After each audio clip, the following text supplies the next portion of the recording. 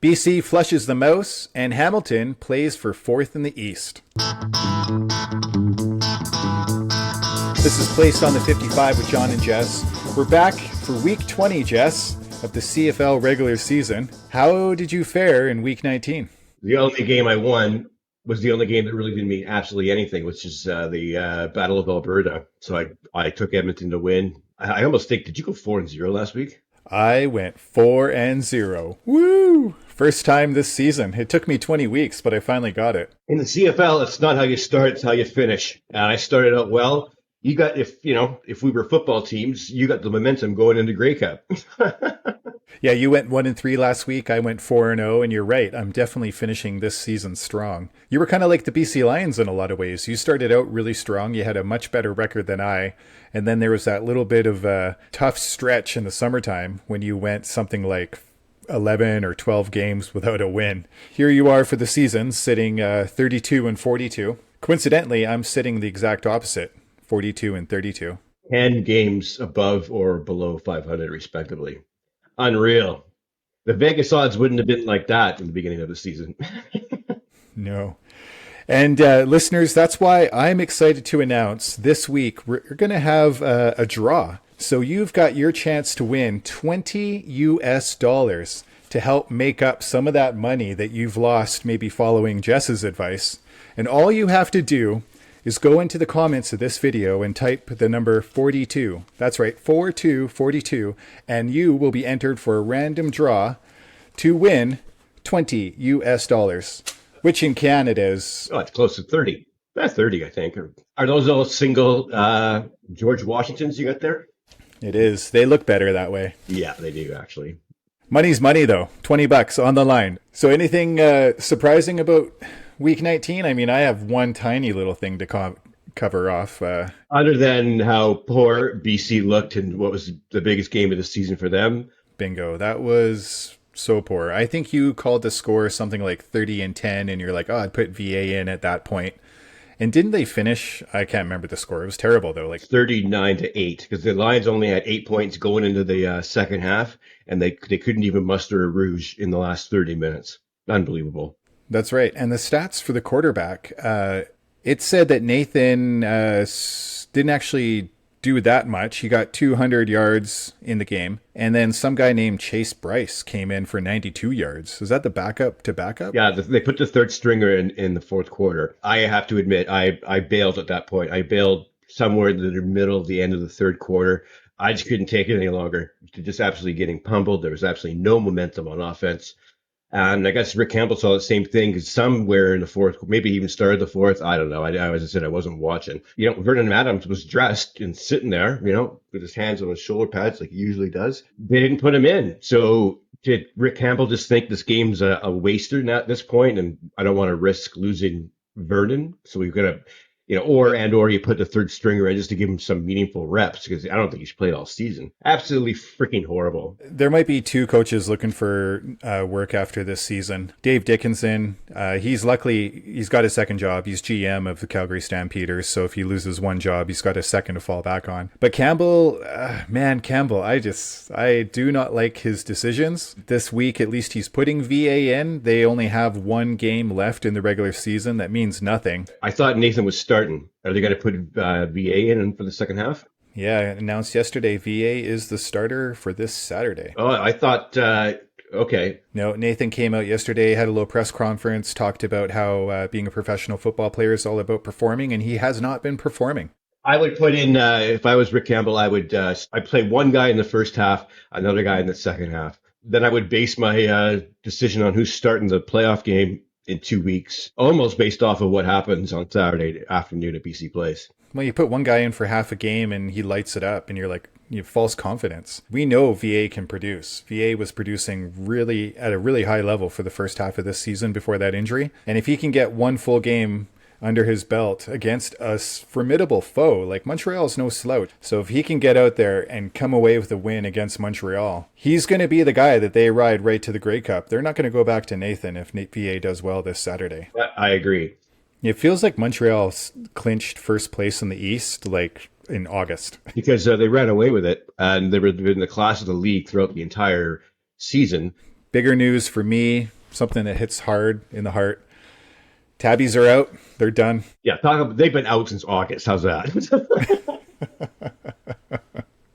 I don't know about that. Do you think Bo Levi is going to win most outstanding player? Like, he's killing it right now. Maybe 10 years ago. No. You look at his stats for the season. Like, he's up there. The most outstanding player of the league cannot miss the playoffs. I'm sorry. Yeah, that's your opinion, eh? Yep. And I'm sticking to it. That's like the Vezina Trophy for the top goalie in NHL, going to a team that finished 20th in the league. Like, his production's been great. 26 touchdowns. Second place is 16. Like, he's throwing bombs. His interceptions, 16 to 15. So first and second, like, it's a clear gap between he and Zach Collaros for first and second. But the person who's probably going to get MOP is Brady out of Winnipeg. Well, let's get into week 20 because we do have 3 games coming up. I thought we had 4, but we only got 3. 7 games left in the season.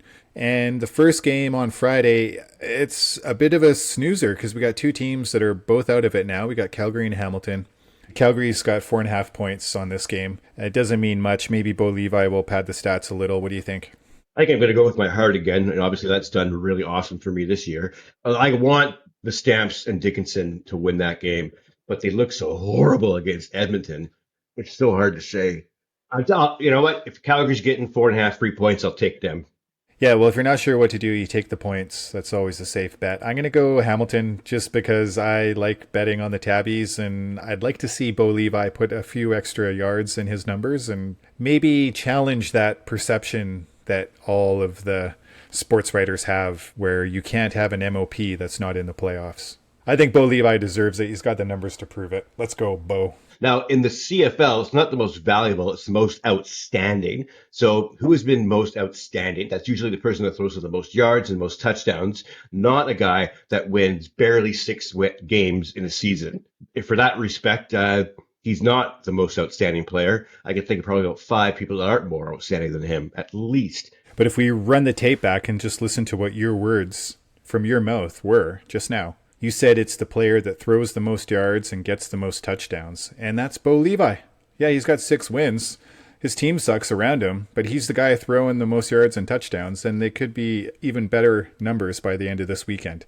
But let's get into game 2 and stop focusing on this mean-nothing Friday game and talk about what is probably another colossal mistake by the CTV putting the game on when they are on Saturday. It absolutely pisses me off. Couple things about that. One, as I think I've said in a couple of weeks in the past, I don't have regular cable. I have a TSN only package that is supposed to get you every CFL game. The games that are on CTV on Saturdays at noon Pacific time, 3 Eastern, they're exclusively on CTV. Bell Media owns CTV and TSN, and the TSN guys are doing the games, and they have TSN microphones still. And TSN has 5 channels, 1 through 5, and they can't even stick that CFL game on like TSN 4 or 5. And what's actually even pissing me off even more are the start times. Noon Pacific. The second game starts at 4 Pacific and has since Labor Day. So now you got an hour and 15 minute gap between games for no effing reason. Either you got to have them 3 hours apart. If you're going to start the game at noon for some CTV reason, then the second game has to start at 3 o'clock. I don't get why they have such a passion for noon on Saturdays. It's stupid. And for a network that's done an extremely great job in covering the Canadian Football League. Passion. Jess is passionate about this point. Take that, CTV.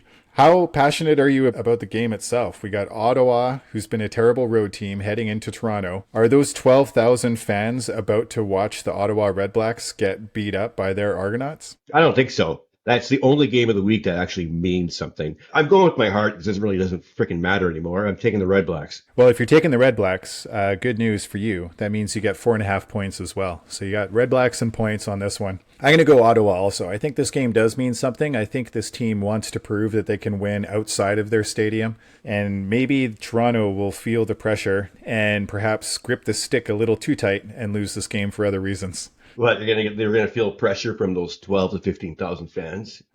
Final game of the weekend. Montreal's heading into BC. It doesn't mean anything in terms of standings or the schedule, really, because it's BC's last game. I think it just means something in the respect that you got to figure out who the quarterback is going into the playoffs here. It's uncertain right now. The guy that you thought was going to be your number one, who you paid like a number one, just hasn't been it. It's a moment ago what you said about the Lions paying Nathan like he's a first stringer. Well, they're not paying him like he's a first stringer. He's the highest paid player in the whole league. Yeah, I hope we see both of those quarterbacks in that game on Saturday. Yeah, I definitely don't want to see both quarterbacks this weekend. I just want to see VA go in there, play bell to bell, win the game. I don't care if he wins by 10 points or 2 points. I want to see him get out there and put some production on the field. Well, and if that happens, then you're pretty much guaranteed that he's going to start in the playoffs. And he should. Look at the results, man. I know you love Nathan because you're hooked on 2022, Nathan. Yeah, you might be right. I still would like to see both quarterbacks. Nathan's the Deshaun Watson of the CFL. You're paying him way too much, and he's not doing anything. Let him sit over there and put the guy that you know can produce on the field and get you to the end. This is really crappy to go into the playoffs. It's the last game of the season, and we have no clue who's going to start in the playoffs. It sounds like an enviable position, but it's also kind of crappy because first string quarterback needs to take the majority, we're talking 80, 90% of the reps in practice. You can't have two guys splitting the reps in practice. That would be horrible. Neither of them are going to be ready. Whatever decision is made by Rick Campbell, he's going to take the blame for it. It's too bad. Do you have an official pick on this game? The BC Lions are giving up 2 points with the spread. I know. The only thing they have to play for, the Lions, is that it's once the last game, 2 hits at home, and 3, you don't want to go into the playoffs with a crazy losing streak, which you're on right now. For that reason, I guess I like the Lions to cover that 2 points. Yeah, Montreal's looking ahead to next week against Winnipeg, and they see that as an important game. They don't want to head into their bye week with a loss against what's probably going to be the team they face in the Grey Cup. Mm-hmm. I'm not sure who to take, so I'm going to take the points and go Montreal. Probably not a bad idea. BC's got a bye after this, so it gives them some time to figure things out. I bet you they'd like to have 2 more games to get their quarterback situation figured out.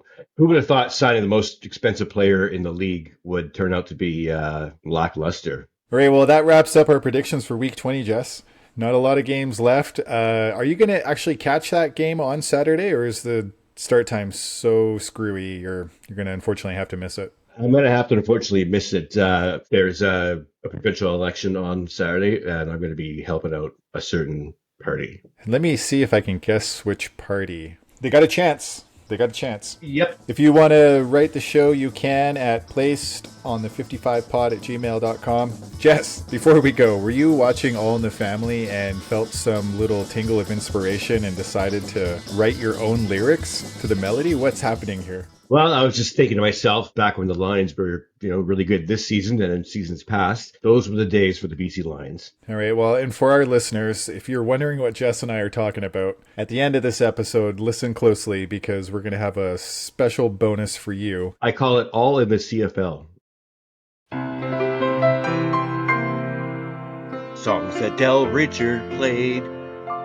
Songs that made the hit parade. Fans like us, we had it made. Those were the days. And we knew we were gonna win back then. Ooh, we kicked field goals and we would win. We could certainly use another man like Doug Flutie once again. People seem to be content. Everyone paid the ticket rent. Rough Rider fans were kept in a circus tent. Those were the days.